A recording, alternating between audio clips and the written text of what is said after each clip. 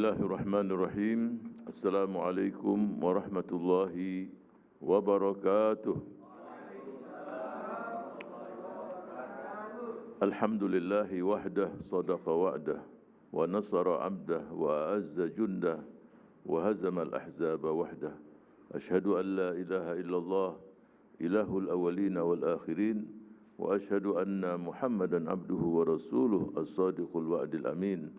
Allahumma salli wa sallim wa barik alaihi wa ala alihi wa sahbihi wa man ittaba'a hudahu ila yaumiddin, amma ba'd. Alhamdulillah wa syukrulillah, sore hari ini kita dipertemukan walaupun secara virtual dengan saudara-saudara sekalian, para kader keluarga besar Partai Keadilan Sejahtera serta kaum muslimin dan muslimat, para simpatisan dan seluruh anak bangsa yang melihat acara halal bihalal Partai Keadilan Sejahtera. Saya memulai dahulu dengan mengucapkan minal aidin wal faizin, taqabbalallahu minna wa minkum salihal amali wa ta'at. Memohon kepada Allah Subhanahu wa taala agar Allah mempertemukan kita dengan Ramadan berikutnya, dengan Idul Fitri berikutnya pada tahun yang akan datang. Yu'iduhu alaina wa alaikum wa alal ummatil islamiyati bil yumni wal khairi wal barakat. Mudah-mudahan Allah pertemukan kita dan bangsa ini, dan COVID-19 ini sudah tidak ada lagi dan sudah diangkat oleh Allah Subhanahu wa taala. Amin ya rabbal alamin. Walaupun kita bertemu secara virtual, saudara-saudara keluarga besar Partai Keadilan Sejahtera, kaum muslimin dan muslimat, saya yakin hati dan pikiran kita insyaallah selalu berdekatan dan bersatu. Dalam kondisi yang kita hadapi saat ini, saya mendapatkan data pada tanggal 9 Juni dari gugus tugas nasional COVID-19, yaitu yang positif 33.076 dan 19.739 dalam perawatan, dan alhamdulillah 11.414 dinyatakan sembuh, dan mereka-mereka yang meninggal dan wafat berjumlah 1.923. Semoga keluarga yang ditinggalkan diberikan ketabahan, kesabaran dan keikhlasan. Saya memberikan apresiasi, salut kepada segenap tenaga kesehatan yang telah bergerak, berbuat, dan pasti di antara mereka juga ada yang wafat gugur. Kita inginkan dan kita dorong agar mereka ditetapkan sebagai pahlawan kemanusiaan, dan mereka-mereka yang kembali kepada Allah min ahli la ilaha illallah, kita berdoa kepada Allah agar ditempatkan dalam surga Firdaus dan minasyuhada. Amin ya rabbal alamin.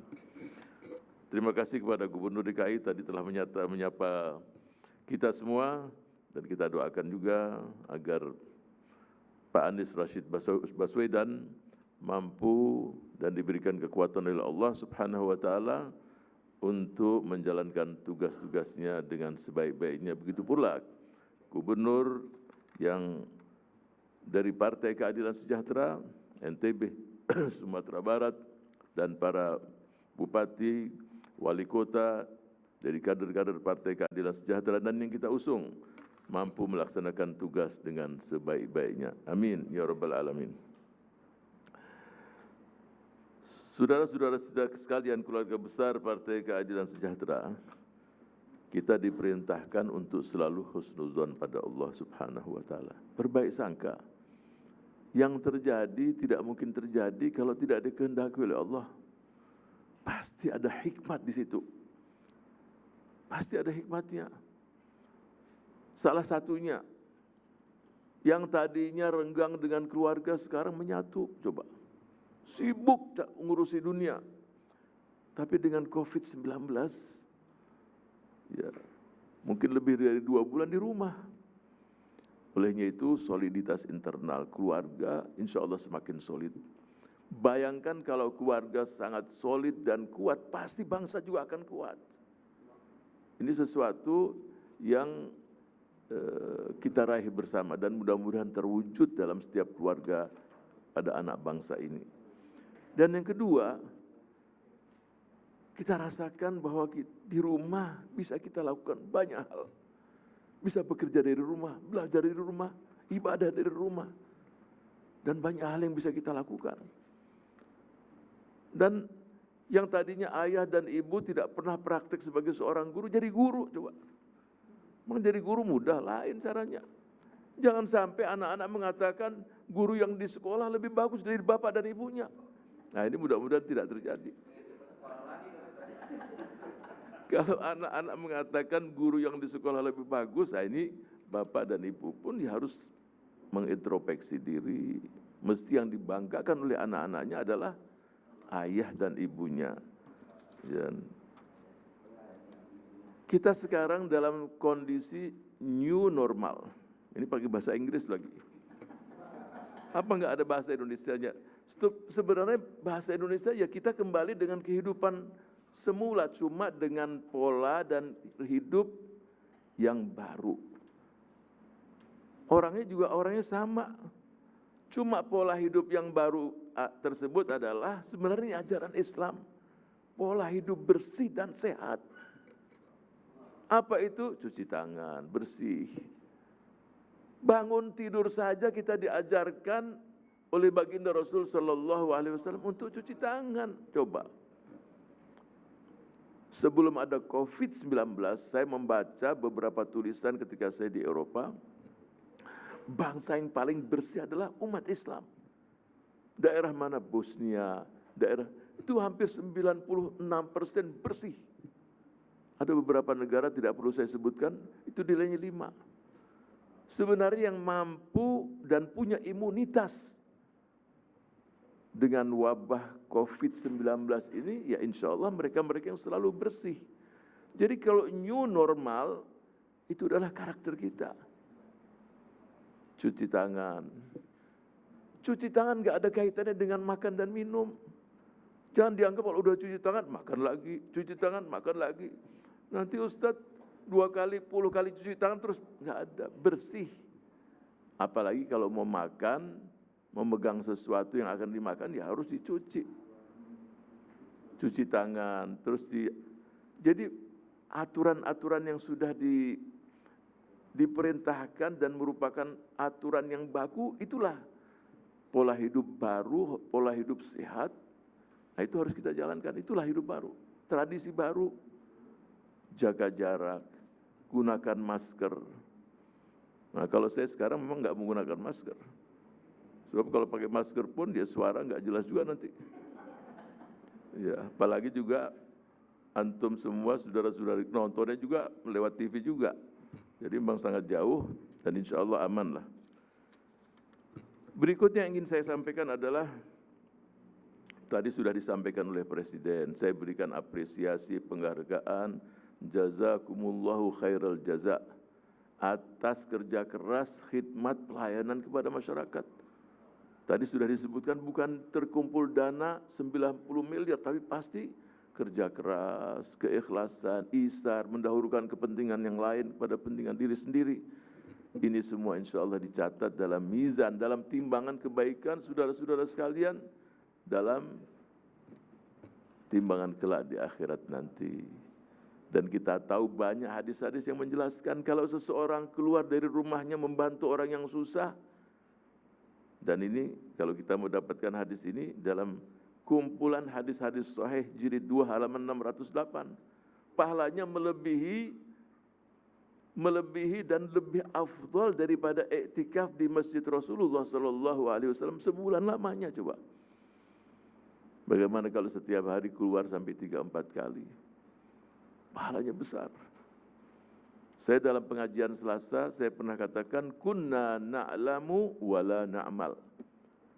Jadi banyak ilmu yang kita miliki, tapi kita tidak amalkan.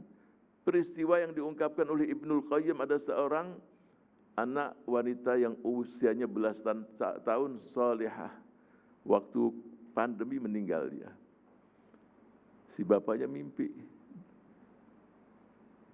Si anak menceritakan, dia mengatakan dia mendapatkan satu hal yang sangat luar biasa. Dan dia katakan 2 rakaat sebelum subuh itu benar ayah, lebih bagus dari dunia dan seisinya. Amal-amal yang kecil besar pahala dari Allah. Si anak mengatakan kunna na'lamu wala na'mal. Kita ini tahu tapi enggak kita amalkan. Tahu bagaimana pahala membaca subhanallah wa bihamdi, tahu 2 rakaat sebelum subuh, tahu ini, tapi siapa yang beramal? Ya. Itu peristiwa ini diungkapkan oleh Ibnul Qayyim dalam tulisannya, dalam bukunya. Berikutnya yang ingin saya sampaikan adalah bangun tali silaturahim. Artinya tadi sudah memberikan bantuan dan itu insya Allah tanpa bersentuhan, bahkan digantung, dan banyak terjadi di banyak negara. Ya, cuma cara kita dengan digantung.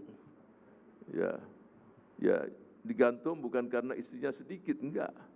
Tapi ya memang ngambilnya mudah mungkin. Di negara lain ditaruh di jalan-jalan.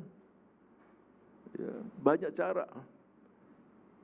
Ada negara lain ditaruh di depan rumah, tergantunglah. Yang penting bukan dari isinya, tapi keikhlasan dan semangat untuk saling berbagi. Ini yang mahal. Dan inilah sifat gotong royong, tolong menolong yang ada pada bangsa ini. Yang ini harus kita pertahankan, kita tingkatkan. Sehingga kita bangun tali silaturahim. Walaupun membangun tali silaturahim itu sendiri dalam kondisi tertentu berat, mungkin bisa disepelekan, mungkin didengar kata-kata yang tidak bagus, ya harus sabar. Ibarat jarum dan benang, meskipun menusuk dan menyakitkan, tapi menyatukan apa yang sudah terpisah. Sakit, tapi menyatukan. Jadi ketika silaturahim mungkin ada kata-kata, ya udah sabar. Tapi yang terpisah pun menjadi satu. Jangan kita bergerak seperti gunting. Meskipun kelihatannya lurus, tapi dia memisahkan yang bersatu untuk lurus, tapi terpisah. Jadi banyak masalah yang kita hadapi di masyarakat. Contoh umpamanya, kalau kuku seseorang itu panjang, kukunya panjang. Penyelesaiannya adalah yang dipotong kukunya, jangan jarinya. Bisa panjangnya kuku itu lebih panjang dari jari, potong jari, itu keliru. Menyelesaikan ini contoh ibarat kalau kita punya masalah dengan seseorang. Potong masalahnya, jangan potong silaturahimnya. Jadi masalah yang dipotong. Jadi banyak hal-hal yang kita hadapi di masyarakat. Jangan terus malah silaturahim dipotong. Masalahnya apa? Itu yang kita potong. Potong kukunya, jangan jarinya. Jadi ketika berinteraksi, bersilaturahim, kunu kal asjar, pasti dalam kehidupan itu sendiri banyak yang tidak enak. Kalau tanaman pohonan saja mampu bersabar bahwa memberikan yang terbaik, masa kita nggak bisa lebih dari tanaman? Rindang banyak buah, dilempari dengan batu, dibalas dengan buah. Kalau pohon mampu melakukan itu, kita manusia harus lebih dari itu. Yang berikutnya yang ingin saya sampaikan adalah pertahankan capaian-capaian yang sudah kita capai di bulan suci Ramadan. Masing-masing kita tahu. Saya dapatkan seseorang kemarin ketemu, mampu, dia bukan hafal Quran. Dari pagi sampai sebelum maghrib khatam Quran. Ini cerita orang-orang lama ini, muncul saat ini. Walaupun saya nggak tanya tajwidnya bagaimana. Tapi yang jelas pasti bacaannya lancar nih orang ini. Sampai. Dan akhirnya setelah bulan suci Ramadan mampu masih mempertahankan sehari sampai 3-4 juz. Ada yang 5 juz, ada yang 10 juz, ada yang 3-4 hari, 5 hari khatam Al-Quran. Yang tadinya sebelum ada Covid tidak pernah khatam Quran, coba. Setelah ada Covid-19, 3 kali khatam, 4 kali khatam. Jadi peristiwa ini juga banyak cerita. Sebab di rumah mau kemana, keluar juga nggak bisa keluar. Mau sibuk makan bulan puasa, baca Quran. Bahkan yang tertatih-tatih membaca Al-Quran, terbata-bata, jadi lancar coba. Kemarin dalam majelis selesai saya ceritakan, ada seorang ibu usia 45 tahun baru semangat belajar Al-Quran. Tinggal di Ciputat, belajarnya di Istiqlal. Gak punya mobil, suaminya mengizinkan terus tiap hari. Sampai dia fasih. Sampai di rumahnya pun dibuat kelompok untuk membaca Al-Quran. Akhirnya dia meninggal. Suaminya menyusul 3 tahun berikutnya. Kalau tradisi di Betawi ada tanah luas, dikubur di situ. Cuma suaminya mengatakan, kalau aku meninggal, biarlah aku dengan istri dipindahkan di tanah kusir. Ketika digali, utuh jenazah istrinya. Bukan hafizah. Kain kafannya utuh, coba. Karena hubbul Quran, cinta pada Al-Quran. Kalau orang cinta sama Al-Quran, pasti Quran juga cinta. Cinta itu adanya di hati, nggak bisa. Ya. Dan Ramadan pun demikian, yang berpisah dengan Ramadan dengan tetesan air mata. Ramadan tahu. Dan Ramadan pun tahu ini tetesan air mata apa, dia ngerti juga.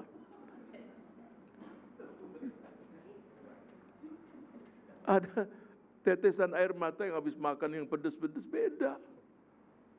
Dan tetesan air mata yang bersumber dari mahabbah dan cinta juga lain. Dibawa, nah ini banyak yang menyaksikan di daerah itu.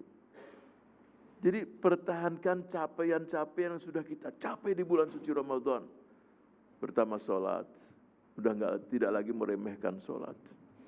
Berjamaah di rumah. Ya. Bayangkan suami yang tidak pernah jadi imam. Akhirnya di bulan suci Ramadan dia belajar. Ya, belajar dia bab. Dan cerita-cerita bagaimana mengimami, bagaimana cucu main sana sini. Banyak yang kita lihat cerita-cerita semacam. Tapi semuanya indah. Semuanya bagus.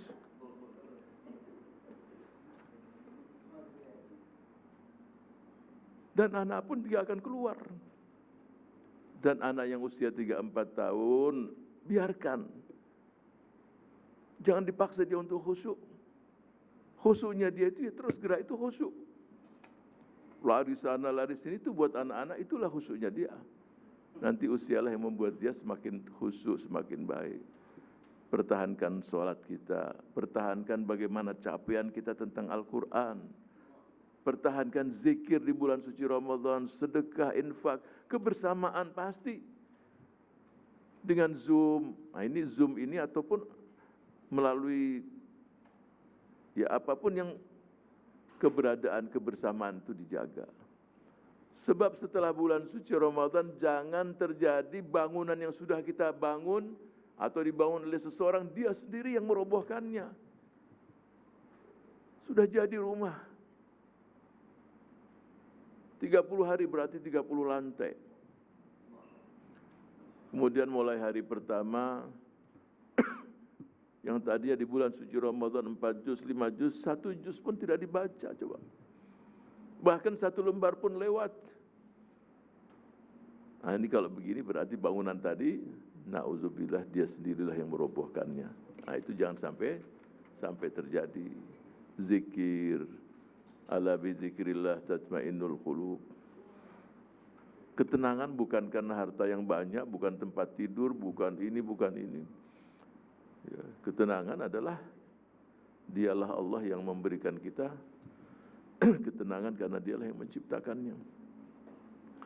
Bayangkan ada orang yang tempat tidurnya nyaman, ya, kasurnya pun mungkin sekian harganya, AC, nggak bisa tidur. AC tapi keringat dingin keluar, nggak ada masalah. Tapi ada yang pas-pasan di atas becak tidur dia. Becaknya pun semakin tenang, asyik. Tapi yang dengan di kasur tadi tidak mungkin tidur kecuali dengan pil, coba. Jadi dua hal yang berbeda. Yang satu pasrah penuh kepada Allah, dan Allah yang menjaga. Yang satu ini banyak pikiran-pikiran enggak sehat. Dialah Allah yang memberikan seseorang tenang. Capaian di bulan suci Ramadan itu ya harus kita pertahankan setelah bulan suci Ramadan. Mutawalli Sya'rawi dia mengatakan satu bahasa yang sangat ringkas. Supaya hidup ini enggak perlu ada dengki, enggak perlu ada iri, tidak perlu ada kebencian di sana sini, tidak perlu takabur, tidak perlu ini, sebab ya semuanya akan lewat. Kita mau atau apa yang perlu kita berbuat dengki pada semua sudah diatur oleh Allah. Mutawalli Sya'rawi mengatakan al-hayah qasirah, hidup ini sangat pendek. Sangat pendek sekali. Enggak pantaslah hidup yang sangat pendek itu sendiri. Kemudian di hati itu ada iri, ada dengki, ada perbuatan nifak, ada memutus tali silaturahim. Besok ini hanya jadi cerita saja. Olehnya itu perbanyak senyum, berikan senyum di sana sini. Yang penting jangan senyum sendirian, senyum, buat orang lain tersenyum. Walaupun sendirian pun enggak ada masalah, mengenang sesuatu, asal jangan sering-sering aja. Buat orang lain tersenyum, maafkan walaupun orang berbuat salah, kasih maaf. Ya. Sebab fala na'lamu, kita enggak tahu semuanya kapan kita akan meninggalkan dunia ini. Jadi buat orang lain tersenyum, buat orang bahagia. Bayangkan yang tadinya sedih kemudian membuat dia tersenyum, tidak mesti dengan uang, bisa dengan kata-kata. Mungkin itulah yang membuat orang tadi masuk surga, coba. Wala tastasghir hasanatan, jangan nyepelekan kebaikan walaupun kecil. Fa innaka la tadri, engkau tidak tahu kebaikan apa yang membuat kamu masuk surga. Jangan dianggap harus yang besar-besar, mungkin yang kecil tapi besar di sisi Allah Subhanahu wa taala. Mungkin dianggap oleh seseorang besar untuk diri, kenyataannya enggak ada nilainya di sisi Allah. Karena di situ ada unsur riya, bukan karena Allah, dan seterusnya. Kemudian yang terakhir, ada beberapa hal yang saya ingin ingatkan diri saya dan saudara-saudara keluarga besar Partai Keadilan. Jangan menyikapi sesuatu itu dengan terburu-buru. Perlu kehati-hatian, perlu tarayus. Saya kasih contoh. Kita dapatkan hampir 7 ayat dalam 7 surat menjelaskan Allah Subhanahu wa taala ciptakan alam semesta ini dengan sittatu ayyam. Khalqus samawat, dengan sittatu ayyam itu bukan 6 hari, tapi 6 masa. 6 tahapan. Pertanyaan sederhana, mudah bagi Allah untuk menciptakan alam semesta ini dengan kun fayakun. Jadi pasti ada hikmat di situ. Ya. Dan yang paling tahu detailnya hanya Allah Subhanahu wa taala. Dan banyak ulama-ulama kita menjelaskan 6 tahapan, ini. Artinya, kemudian dalam ayat yang lain lagi dalam surat An-Nahl, surat yang ke-16, ata amrullah fala tasta'jiluh. Jadi keputusan Allah itu sudah pasti, jangan engkau membuat sesuatu yang tergesa-gesa. Kemudian ditutup ayat tadi dengan wasbir wa ma sabruka illa billah. Diperintahkan untuk sabar. Antara jangan tergesa-gesa dan sabar pasti banyak hikmat di situ. Yang ingin saya garis bawahi adalah jangan terburu-buru dalam bersikap. Lihat dampaknya yang akan terjadi untuk diri kita, untuk saudara-saudara kita, untuk partai itu sendiri. Perlu tarayus, tidak terburu-buru dalam menyikapi banyak masalah. Banyak contoh. Rasulullah sallallahu alaihi wasallam menjelaskan kepada kita, ma balu qaumin, kenapa ada satu kaum yang melakukan 1, 2, 3. Apalagi berkaitan dengan orang tertentu, nama tertentu, tokoh tertentu, harus hati-hati jangan sampai menyinggung. Banyak cara kita untuk memberikan nasihat, memberikan masukan, bisa langsung, bisa yang sifatnya isyarat-isyarat yang tidak menuju pada orang-orang tertentu. Kemudian sebagai tambahan juga sebelum saya tutup, kita pasrah sama Allah. Yang penting tadi sudah ada arahan dari Presiden, poin-poin, lakukan, ikhtiarkan. Ya. Tapi jangan lupa bahwa yang memutuskan segala sesuatu adalah Allah Subhanahu wa taala. Imam Al-Junaid, dia mimpi melihat diperintahkan, kamu sekarang pergi di mana kendaraanmu, keledaimu itu berhenti, bantu orang tadi. Bangun Imam Junaid. Imam Junaid hidup di masuk abad ketiga, 215 Hijriah sampai 297. Ini sebagai penutup. Sampai dia bangun, dia bawakan bantuan uang 100 dinar. 100 dinar. Orang tadi menangis bersyukur, enggak dianggap ini uang. Sampai Imam Junaid mengatakan, wahai saudaraku, kalau kurang, kamu cari namaku, nanti aku bantu lagi. Kamu keliling di kota Baghdad, tanya mana Al-Imam, mana Junaid. Gitu aja sudah, Imam Junaid. Terus orang tadi menelur, amajnunun anta ya Junaid, kamu orang gila ya? Yang membuat kamu datang ke sini bahwa ini semua dialah Allah, kenapa saya cari kamu? Amajnunun anta ya Junaid, kamu ini orang gila ya? Kamu ini sekarang datang ke sini, siapa yang merintahkan kamu semua bawa uang ini? Terus saya suruh cari kamu di pelosok-pelosok kota Baghdad. Itulah kepasrahan seseorang kepada Allah Subhanahu wa taala. Ramadan dan bekal yang kita bawa di bulan suci Ramadan dan kita pertahankan adalah kita pasrah kepada Allah. La haula wala quwata illa billah. Hasbunallah wa ni'mal wakil. Asal kita berbuat dulu. Setelah itu kita serahkan segala urusan kepada Rabbus samawati wal ardh. Dialah yang mengatur segala-galanya dan sudah diatur semua oleh Allah di Al-Lauhul Mahfuz. Tapi ikhtiar terlebih dahulu.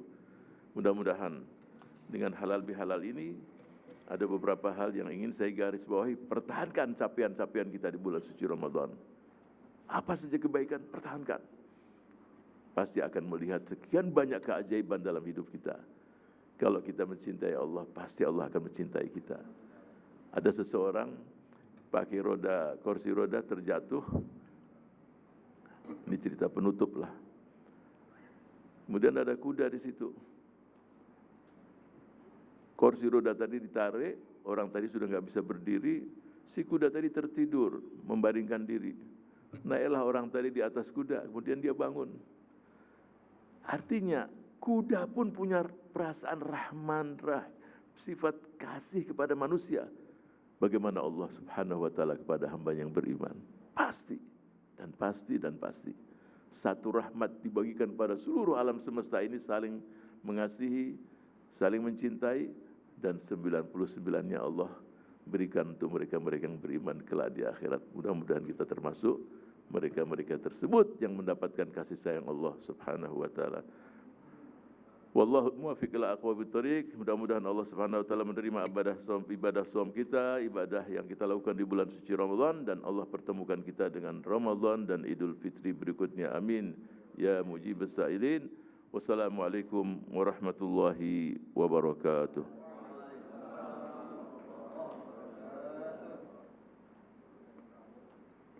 Ada. Di Amerika, di Jepang, di Asia. Assalamualaikum warahmatullahi wabarakatuh. Masya Allah, semua pada nyapa ini. Insya Allah Allah pertemukan kita lagi dalam acara berikutnya. Wah, tangan ibu gerak semua. Anak kasih 2 tangan deh. Insya Allah.